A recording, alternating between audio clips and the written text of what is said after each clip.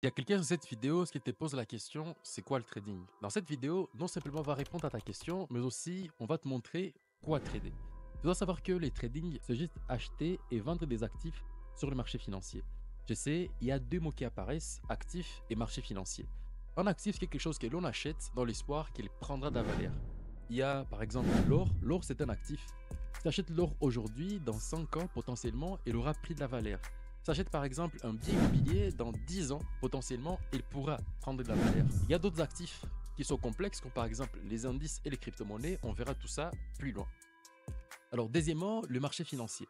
Pour que vous puissiez bien comprendre le marché financier, je vais d'abord revenir au type des marchés qui existent. Et d'abord, c'est quoi un marché? Un marché, c'est un endroit où on va donc échanger une valeur contre une autre. Il y a trois formes de marchés. Il y a ce qu'on appelle le marché du travail, il y a le marché des biens et services, et il y a le marché financier. Les marchés du travail, c'est là où on va donc échanger une compétence ou des temps d'énergie contre de l'argent. C'est comme par exemple, en tant que salarié, vous échangez votre temps contre de l'argent. Deuxièmement, le marché des biens et services. Le marché des biens et services, c'est un marché où on va donc échanger un bien contre de l'argent. Par exemple, j'ai de l'argent, j'ai besoin d'acheter une pomme, je l'achète directement sur le marché des biens et services. Si par exemple j'ai besoin d'acheter de l'or, je peux acheter de l'or sur le marché des biens et services. Et là, j'achèterai uniquement de l'or physique. Par contre, il y a une troisième forme de marché qu'on appelle le marché financier. Sur le marché financier, on n'achète pas des biens et des services, mais on achète les actifs. Par exemple, je peux acheter l'or comme actif sur le marché financier. En achetant de l'or sur le marché financier, cet or ne va pas m'être livré chez moi. Donc, je ne les stockerai pas chez moi. Attaquons maintenant les types de marchés. En fait, il y a plusieurs types de marchés. Et sur chaque marché, on va donc acheter et vendre différents actifs. La première forme de marché qui existe, c'est le marché des actions. Pour vous expliquer c'est quoi le marché des actions, imaginez une entreprise. Une entreprise, par exemple, qui produit des sodas. Donc, cette entreprise qui produit des sodas va avoir besoin de ses finances, va avoir besoin du capital. Et a besoin du capital, ils vont donc faire appel aux investisseurs. Ces investisseurs vont donc acheter des petites parts de cette entreprise en actions, par exemple.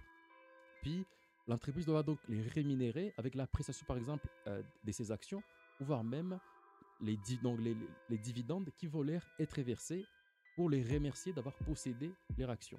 Ça, c'est les premières formes de marché. En termes d'exemple, on peut acheter des parts de l'entreprise Google, on peut acheter des parts de Meta, donc Facebook, on peut acheter des parts d'Apple, on peut acheter des parts de Microsoft. Ça, c'est le marché des actions. Deuxième forme de marché, c'est le marché des indices. Le marché des indices, c'est un marché où on va donc acheter un actif, un indice, qui donc à l'intérieur va regrouper plusieurs actions. Donc, on peut donc acheter un indice, par exemple le S&P 500, qui à l'intérieur, donc on va avoir plus de 500 entreprises américaines.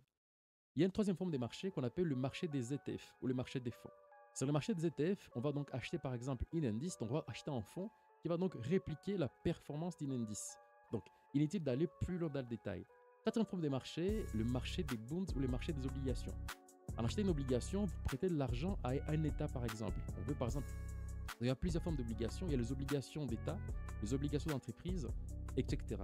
Donc en achetant par exemple une obligation d'État américaine à 10 ans par exemple, vous allez donc prêter de l'argent à un État, par exemple à l'État américain, qui va donc potentiellement vous verser des rémunérations jusqu'à la fin de l'échéance. Donc notre forme de marché, et le marché d'ailleurs qui m'intéresse personnellement, le marché du Forex.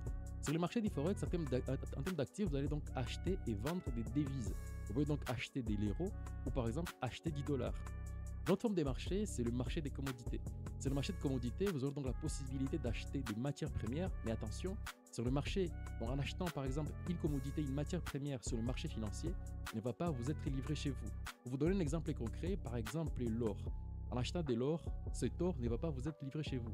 Vous allez juste profiter de l'écart. Si par exemple vous achetez de l'or sur le marché de commodités pendant que sa valeur elle vend 2000, si elle monte à 2500 ou à 3000, vous allez juste gagner cet écart de prix. Le dernier marché, c'est le marché le plus jeune, le marché des cryptos. Sur le marché de crypto-monnaies, on peut donc acheter et vendre différentes crypto-monnaies, comme par exemple le Bitcoin et l'Ethereum. Alors la question que vous vous demandez, c'est quoi les buts du trader?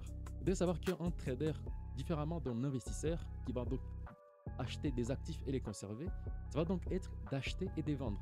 Il va donc acheter s'il pense que le marché va monter, il va potentiellement aussi vendre s'il pense que le marché va baisser.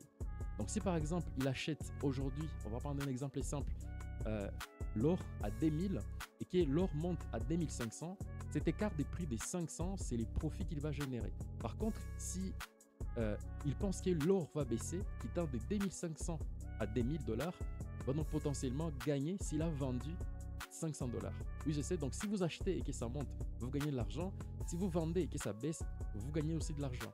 Donc, les bits de trader, c'est chercher des opportunités sur les marchés pour essayer donc d'acheter et profiter de l'écart et vendre, profiter de l'écart.